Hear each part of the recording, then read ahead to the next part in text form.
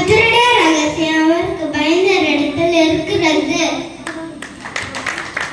வழியை கர்த்தருக்கு ஒப்புவித்து அவர் மேல் நம்பிக்கையாயிரு, அவரே காரியங்களை வாய்க்க பண்ணுவார். சங்கீதம் 37:5.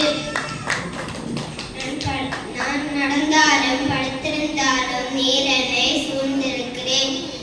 என் வழிகள் எல்லாம் உமக்கு தெரியும். பொல்லாதவர்களை குறித்து எரிச்சல் அடையாதே, நாய்கேடு செய்கிறவங்க மேல் பொறாமை கொள்ளாதே. அவர்கள் புல்லை போல் சீக்கிரமா அறுப்புண்டு, நாய்கேடு செய்கிறவர்கள் மேல் பசு புண்டை போல் வாடி போவார்கள். கர்த்தரால் நன்மை செய், தேசத்தில் கூடி இந்த சத்தியத்தை மீண்டு கொள்.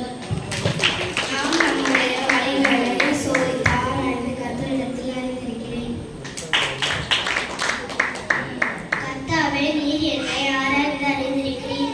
என் உட்கார்தலையும் என் எழுந்திருக்குதலையும் நீர் அறிந்திருக்கிறேன்.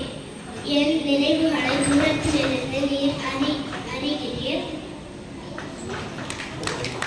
அவர்கள் புல்லை போல் சீக்கிரமாய் அறுப்புண்டு, பசும் பூண்டை போல் வாடி போவார்கள்.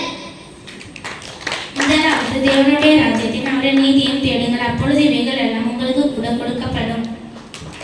ஆபத்திலே கர்த்தரை நம்பி